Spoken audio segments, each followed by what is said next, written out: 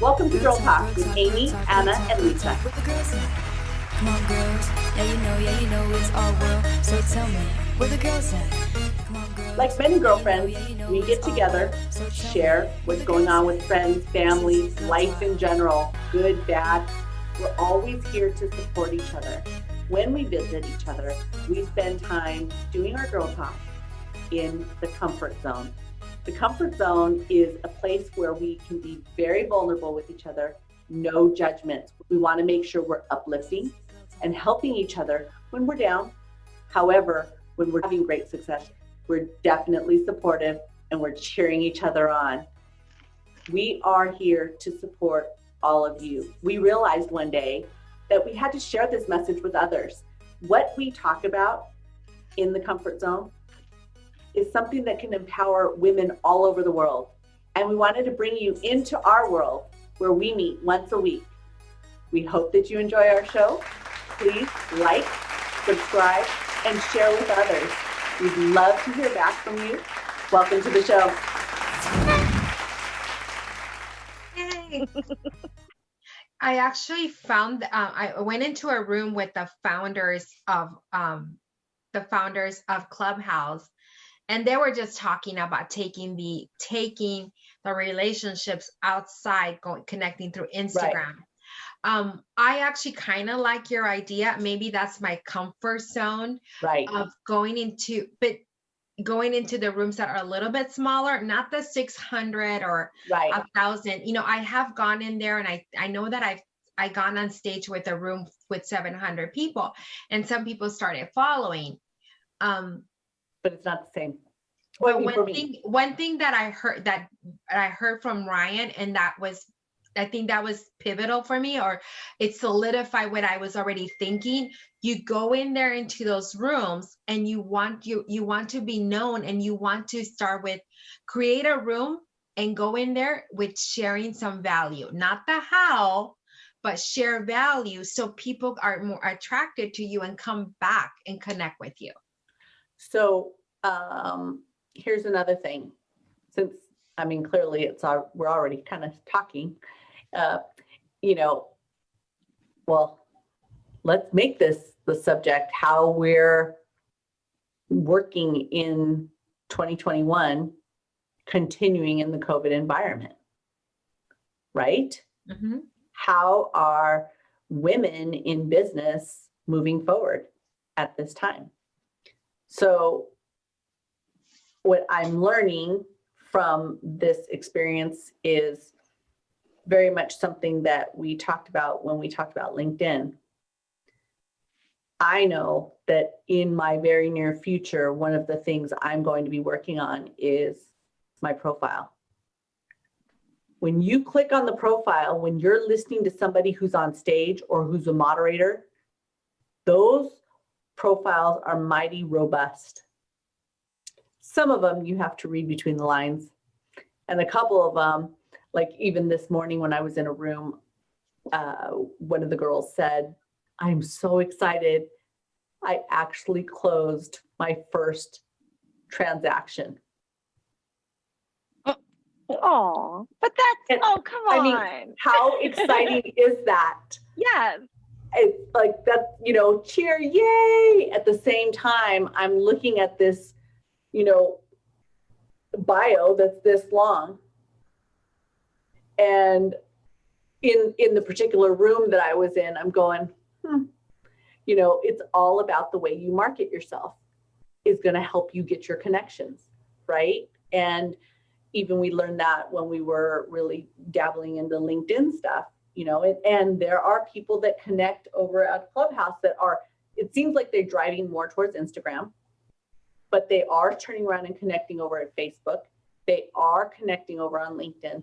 They're looking at the other tools.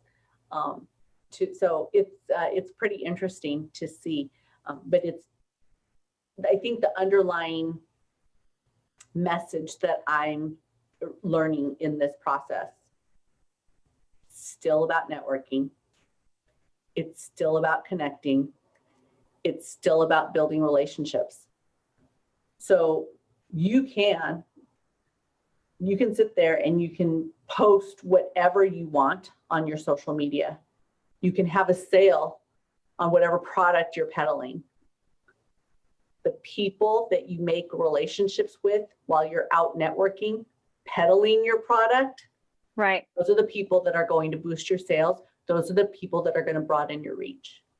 I think that if you didn't set the foundation before the pandemic hit, it could possibly get or be a little bit more difficult for those that didn't, you know?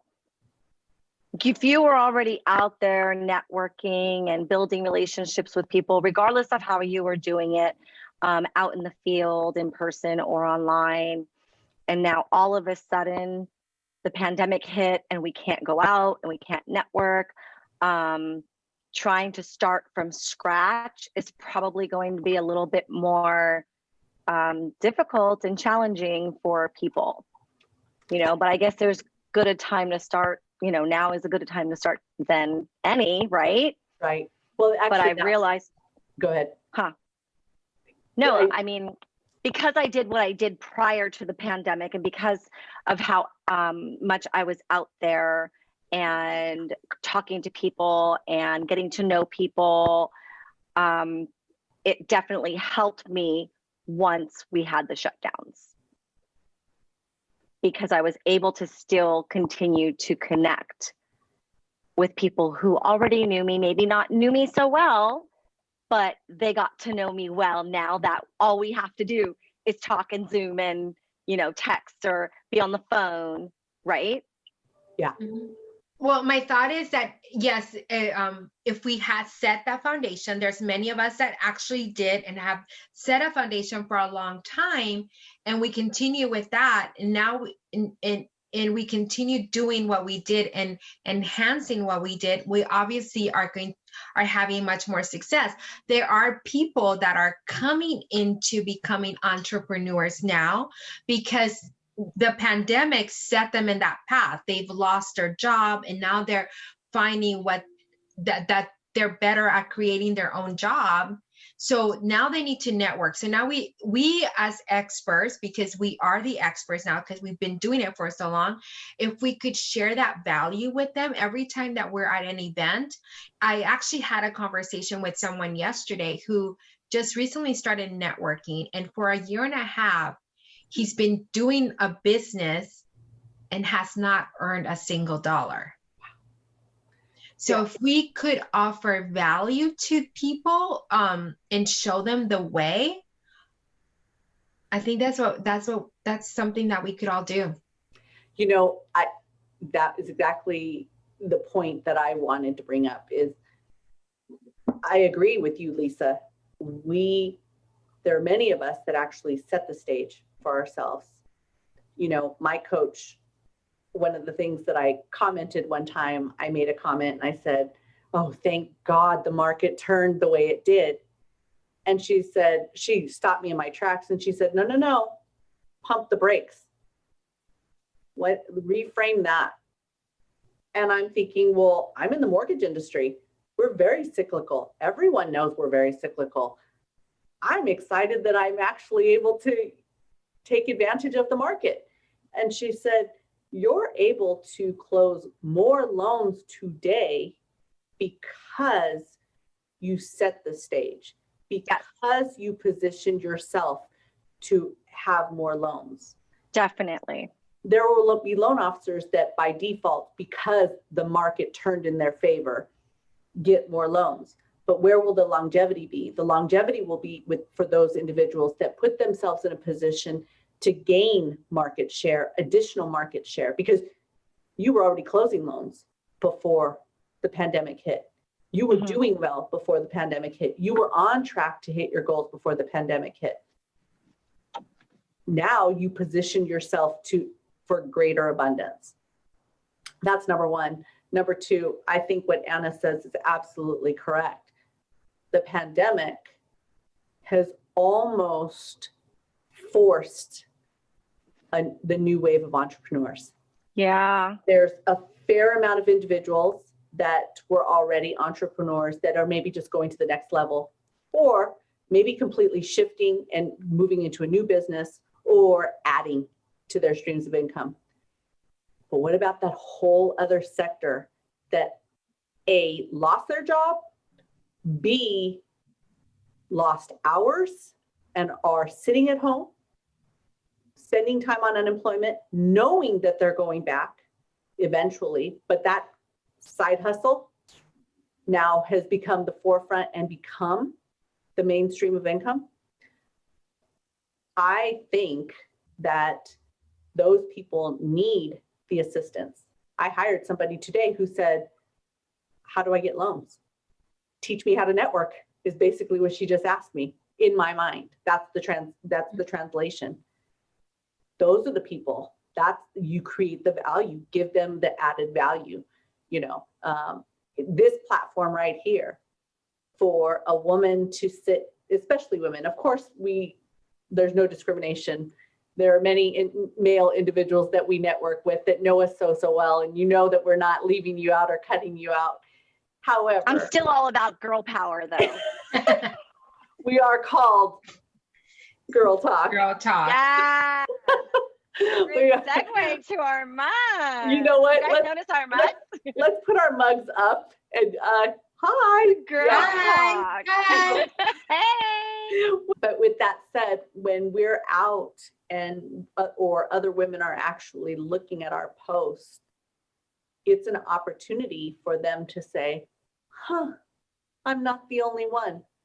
Or, maybe I should connect with these girls. Mm-hmm. Maybe they have something that we can talk about, or maybe I've got a story to tell, and maybe just maybe they can now turn around and, for all you know it, they're going to be a guest on the show because they meet the criteria, and we've already talked about it.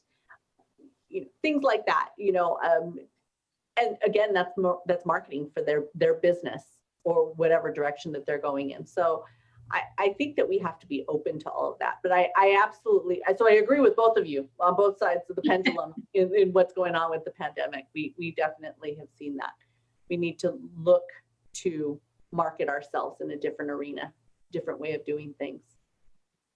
Tell me, because you're the social media guru, Miss Lisa Garcia, what have you found to be the strongest platform during the pandemic? Oh boy. So there's a ton of stuff that's popping up since the pandemic started, right? And I'm not going to say too much because I'm going to be on a podcast next month where I'll be sharing all kinds of good things. But we've seen these new things, like when I jumped on, you ladies were talking about Clubhouse, and I see that's growing and that has a ton of users. I haven't really used it a whole lot lately. I just hopped on a few days ago and then kind of started to wet my toes a little, but haven't really had a lot of time. So when we're talking about Instagram and Facebook, I think that they're still the top, and I combine them together because they're pretty much the same thing. If you ever notice, you're on Instagram and you're looking for people to follow, it'll give you suggestions that you're friends with on Facebook. So-and-so that you're friends with on Facebook is on Instagram as, and then you can click to follow them, right? So because they're so much the same and they're both pretty much the same platform, it's still one of the biggest social platforms out there. And I think that we're also going to see with this, and I'm not going to give any opinions on this because that's not who I am and it's not what I do. And I just kind of like to stay quiet about how my personal views are in regards to politics. But we're going to see a lot of stuff happening like we may have read on Sunday with other social apps. Or I think even last week there was another social app. So I've been seeing these social apps that are shutting down because they have no choice to do so because of what they've allowed on their platform, which is why I stay quiet when it comes to political things. I don't want anyone shutting me down ever. But social media is still huge. and try and see what works for you. Dabble in a little bit of all of them and see what's best for you. So we've got different businesses out there. We've got different types of professionals, and not one social platform is going to work for everyone. And there may be one that works a little bit better for what you do, Anna, or for what you do, Amy. But I'm definitely seeing them grow. That's the nugget right there. Repeat that first sentence about the fact that it's not a one size fits all. It's not. Social media is definitely, and networking through the internet is definitely not, one platform is not for everyone. And you just have to go out there and explore for yourself what's going to work best for you. And not only that, when I talk about my social media for clients and their business, what I thrive on and what I make sure that is loud enough for everyone to hear when I'm talking to them is that when you come and work with me, you're not getting your content is not a cookie cutter content. You're never going to see the exact same thing for your page that I've put on another client's page.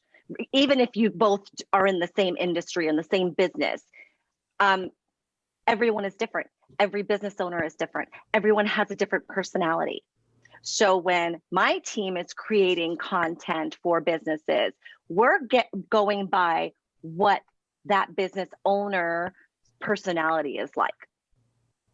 And that's the same thing with social media platforms. What fits your personality? What fits your business, your personality in your business? Does that make sense? Yes. Yeah, it does. Okay. It's you attract who you want to work with. Mm-hmm. And YouTube is included in that. Oh, yes. Well, Mhm. Hi. Hi. I'm on YouTube right now. Right. And I think that that's something that I know I've learned is each medium handles things differently. Each medium will allow different content. Each medium will have you connect with people differently. Views versus actual DMs versus actual, posts and conversations right on your post and interactions. It's a very, very different depending on which medium you're in, and finding the right platform for you and your business is what's necessary. One of the things that I'd like you to touch on, and either one of you, influencers. Let's talk about that. How to become one, or what have you learned from them? What's a nugget you can drop? Go. You want to go first, Anna? I think mine's going to be a little bit long-winded. Yeah, okay, because I haven't had a lot of experience with influencers. I do follow some influencers on Instagram. I follow them on YouTube, and they share a lot of content. I do know that people pay them to, or sponsor them and to share information because of the huge following that they have.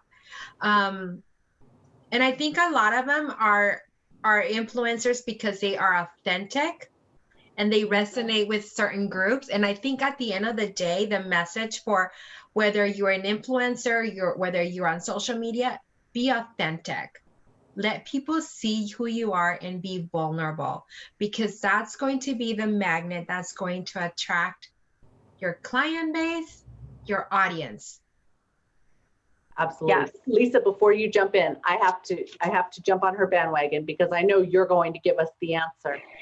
I don't have the answer. I have my answer, but go ahead. When I first learned what an influencer is, I happened to be at a disruptor event, and this gentleman he's talking to all of us. He had no money.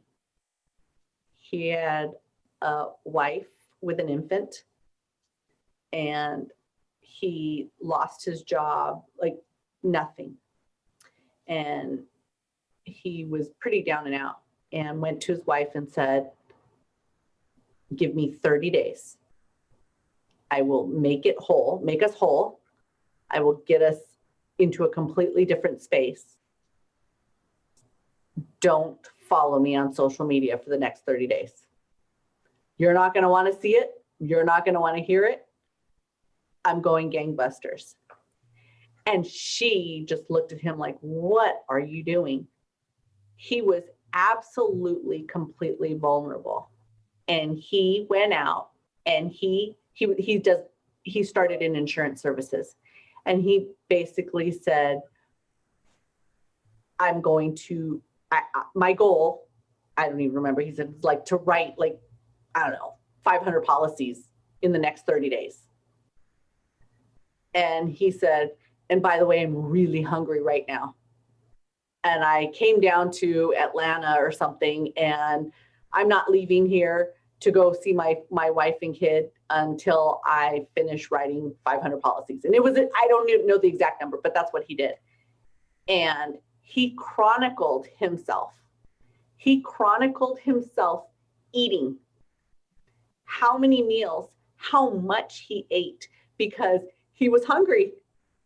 He literally was hungry, and he was hoping and praying for the next transaction so he could have enough money to buy meals for himself, send money back home, and follow his dream. And next thing you know it, he had a following. They were like, come on, cheering him on. Every time he wrote another policy, he'd jump online. I got another one. He had followers left and right. Can I tell you, this man now is a gazillionaire, and his money is from being a disruptor. He's a major influencer, and he's across the platforms with gazillions of followers. And that's how he's built his empire. It's amazing. Now it's your Okay. turn. Go. So I was just recently reading this article because I do research every day. I read different things every day in regards to my business, both of my businesses.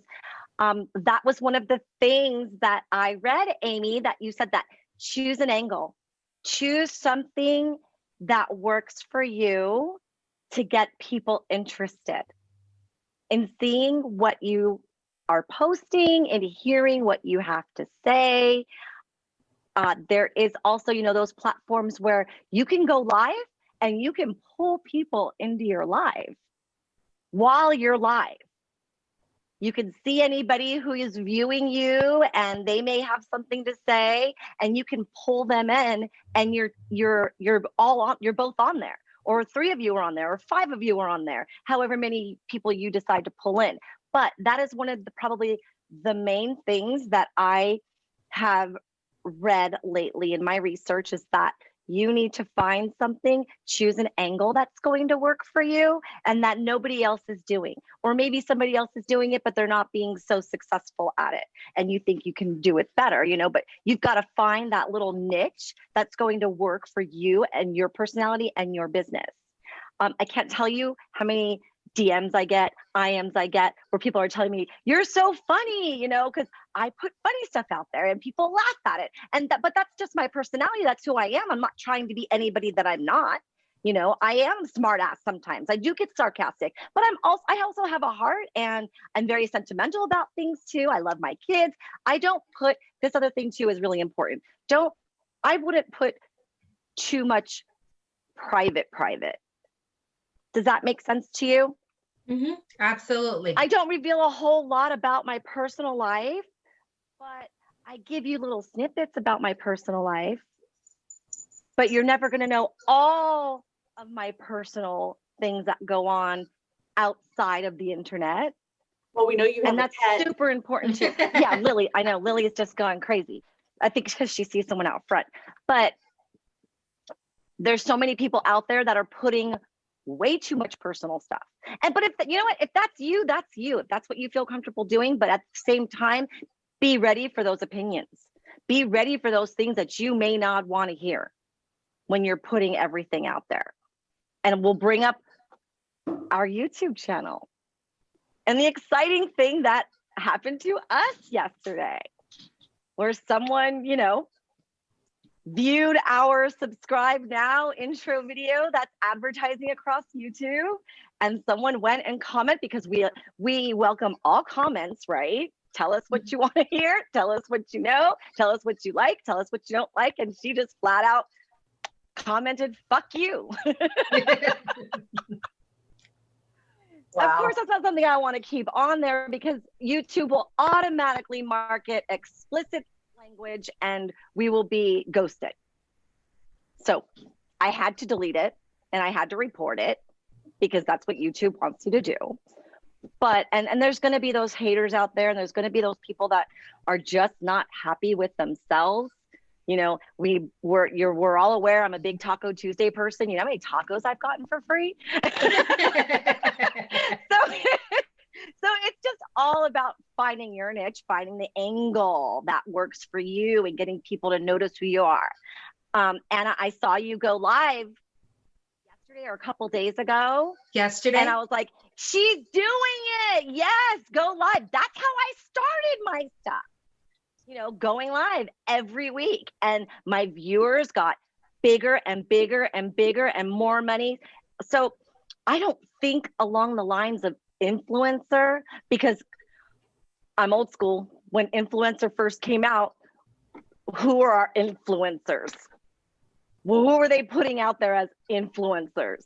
Who was making the thousands of dollars on Instagram as an influencer? I'm not going to throw any names out there, but nobody that I can think about today that go, yeah, I want to be just like that person, So I think there's different understandings of influencers. Now, us all being business women, we look at other people as our influencers. Amy, you're an influencer for me. Anna, you're an influencer for me. And it's a shame what this influencer thing is doing to the younger generations, but hey, we won't go on that tangent right now. Yeah, that's a whole different thing. Totally different subject. That's the parenting 101 teenager edition of Girl Talk. Well, with that said, here it is. We've dissected what we're seeing out there, and hopefully our viewership can get some information from us, some nuggets of what we're seeing out and about while we're still networking in a Zoom environment or in a social media environment, even in other apps that don't necessarily need or use Zoom or rely upon something like that. However, understand that we're available just to have those Zoom coffees to bounce ideas back and forth. And we call each other. That's how this started, because we call each other and we spend time, 5 minutes here, 10 minutes there. What do we do? What about this? And just throwing different ideas out. If you're interested in meeting one of us, now tell me what the best way to leverage, because seating one of us. Hello? Did she freeze? She said, go ahead and wrap it up. Okay, so it looks like we lost Amy, but hey, as she was saying, if you want to connect with one of us, we are more than, we're more than happy to connect with you, and we are open to meeting with you via Zoom, give you some tips and techniques on what we do. Also, if you feel like you are a female, because it is Girl Talk, and you have an influential story that you want to share with everyone, something that you've triumphed over, feel free to get a hold of one of us or just leave a comment down below and let us know. Absolutely. Look forward to meeting all of you. Yeah. And helping you. All right, you guys. See you later. Bye, Amy. Bye. Bye, Anna.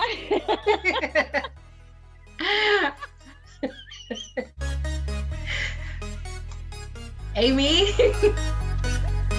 the girls at? Girl talk, girl talk, girl talk, girl talk, girl talk. Where the girls at? Come on, girls. Yeah, you know it's our world. So tell me, where the girls at? This is girl talk. It's No, about no, no, no, no, no, no, no. Same way.